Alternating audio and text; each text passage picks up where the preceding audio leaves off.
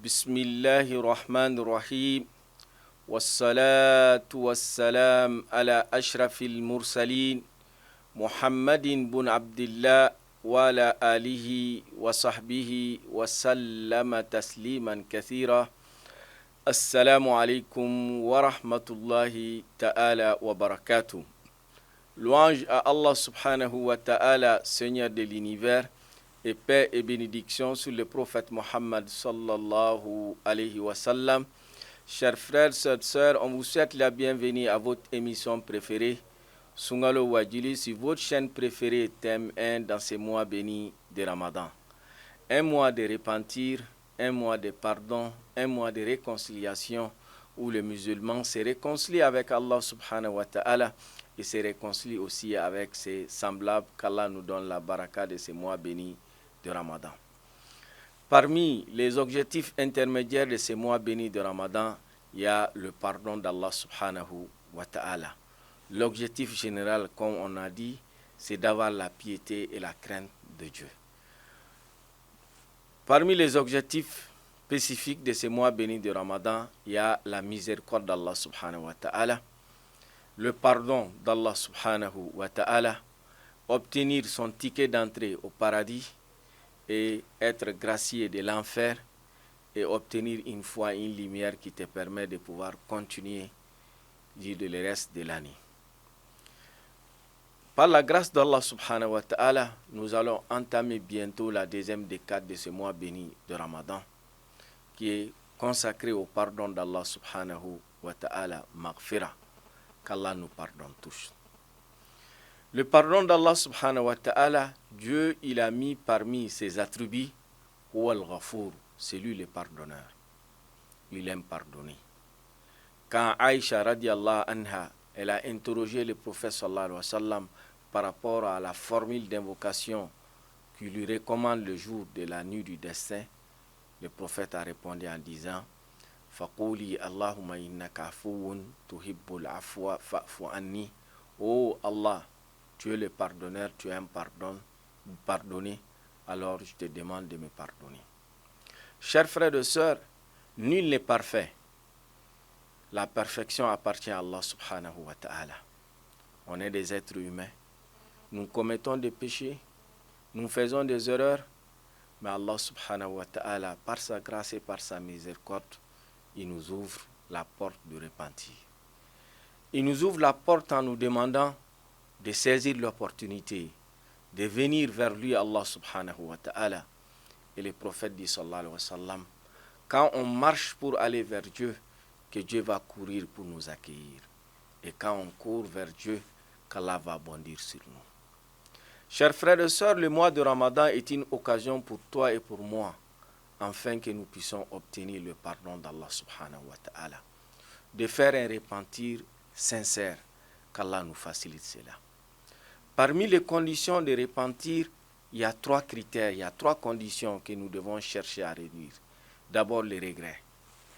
L'être humain ne doit pas être fier de ses péchés, ne doit pas être fier des actes de désobéissance, ne doit pas être fier de ce que tu as accompli, tu as fait du mal aux autres. Il faut regretter. Le regret doit être sincère. On doit regretter réellement les actes de désobéissance, les mauvais comportements, des choses que nous avons faites qui étaient déplacées. Il faut les regrets. Qu'Allah subhanahu wa ta'ala nous donne le courage d'avoir cela. Qu'on ne soit pas tenté par nos égos, par autre chose, qui est d'être fier avec la désobéissance à Allah subhanahu wa ta'ala. Nous sommes faibles, nous sommes des êtres humains, nous avons besoin de la miséricorde de Dieu et nous avons besoin du pardon d'Allah subhanahu wa ta'ala, qu'Allah nous pardonne tous. Deuxième condition, chers frères et sœurs, ça c'est l'arrêt immédiat. Prends l'intention ferme d'arrêter ce comportement, d'arrêter ces actes de désobéissance. Il arrive que certains d'entre nous vont dire, bon, moi j'ai regretté, j'ai arrêté, ensuite je suis revenu là-dessus, bon, donc est-ce qu'il est possible pour moi? Non, il faut avoir la force, le courage de venir vers Dieu. La porte de la miséricorde de Dieu est grande. Il faut regretter tes actes, prends une décision ferme. La mort nous guette, chers frères et sœurs. Tu ne sais pas quand est-ce là le rendez-vous. Il y a certains qui ont vu le Ramadan, le début du Ramadan aujourd'hui, ils ne sont pas là. Toi et moi, par la grâce de Dieu, qui sont là aujourd'hui, est-ce que nous verrons la fin de ces mois bénis de Ramadan? Allahu A'lam, qu'Allah nous accorde, on souhaite. Mais c'est Allah subhanahu wa ta'ala, c'est lui qui connaît, comme Dieu nous dit dans le Saint-Coran. Wala tadri nafsun bi ayyi ardin tamut. Personne ne sait. De la même manière, personne ne savait son lieu de naissance. Qui d'entre nous a choisi son lieu de naissance? Personne. De la même manière, Allah nous dit, personne aussi n'aura l'opportunité. C'est Dieu qui va choisir le lieu de la rencontre, l'heure de la rencontre et comment cette rencontre va se faire. Qu'Allah fasse que le jour où notre rendez-vous sera fixé, que ça sera le meilleur de nos jours. Et pour cela, chers frères et sœurs, ne retarde pas le repentir. Prends une décision ferme, à l'instant T. C'est ça qui t'appartient. Aujourd'hui, par la grâce de Dieu, tu es en vie. Aujourd'hui, par la grâce de Dieu, tu es capable de pouvoir renoncer, de pouvoir demander le pardon d'Allah subhanahu wa ta'ala. Il faut le faire avant que la porte de repentir soit fermée. Au moment de l'agonie, la porte de repentir sera fermée. Tu décides de revenir, non, la porte est fermée, qu'Allah nous préserve. Donc, chers frères et sœurs, c'est à l'instant T que nous devons décider, nous devons prendre l'engagement ferme de revenir vers Allah subhanahu wa ta'ala, de nous réconcilier avec Allah subhanahu wa ta'ala. Troisième critère, chers frères et sœurs, c'est de faire suivre par de bonnes actions. Regretter, prendre une décision ferme, de ne pas revenir là-dessus et de faire suivre par de bonnes actions. Comme le prophète dit sallallahu alayhi wa sallam, il dit wattabi as-sayyi'ata al-hasanata tamhuha. Quand il fait des mauvaises actions, il faut suivre avec des bonnes actions, en demandant le pardon d'Allah subhanahu wa ta'ala. Tamhuha, les bonnes actions que tu fais, va couvrir tes mauvaises actions. Donc, chers frères et sœurs, c'est l'instant T où tu as décidé de revenir, de te réconcilier avec Dieu. Fais beaucoup de prières surrogatoires, fais beaucoup de l'aumône, fais des actes qui plaisent à Allah subhanahu wa ta'ala. Cherche à aller vers Dieu, à te réconcilier avec lui, Allah subhanahu wa ta'ala, en multipliant de bonnes actions. S'il s'agit d'un problème qui est entre toi et tes semblables, les érudits nous disent il faut présenter tes excuses à la personne. Nul n'est infaillible, on n'est pas des anges comme on a dit.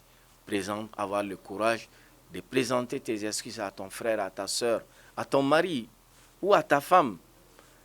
Présente-lui tes excuses et demande-lui de te pardonner. Il faut avoir le courage.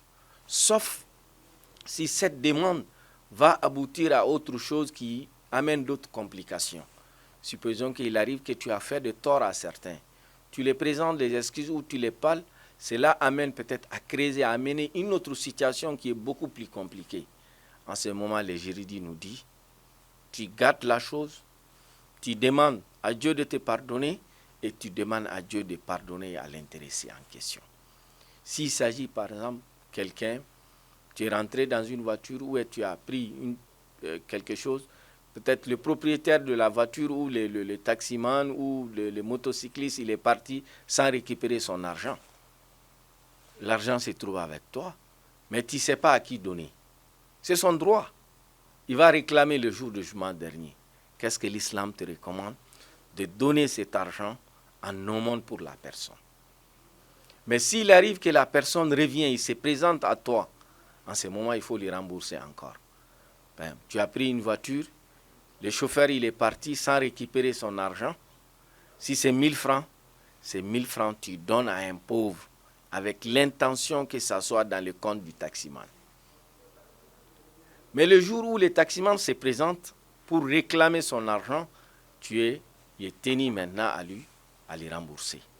Donc, chers frères et sœurs, nous devons essayer de nous réconcilier avec Dieu, nous réconcilier avec nos semblables, demander le pardon de Dieu pour nous-mêmes et demander le pardon de Dieu à qui nous avons fait de tort.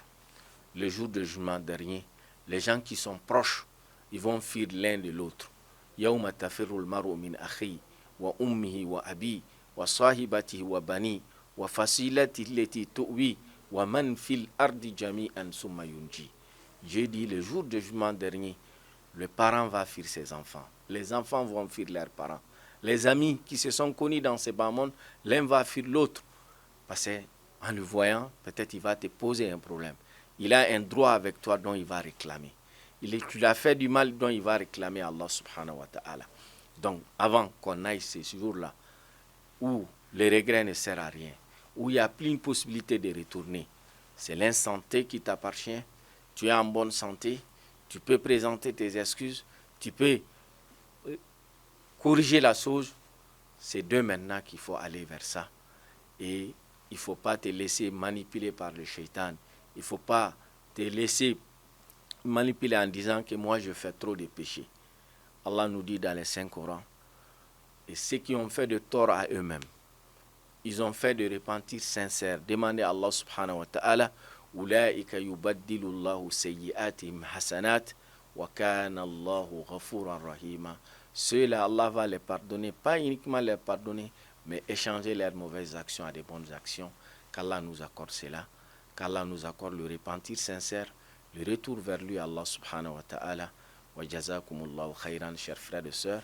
Ceux qui ont des questions ou des suggestions, n'hésitez pas à envoyer sur le numéro qui est affiché en bas de votre petit écran.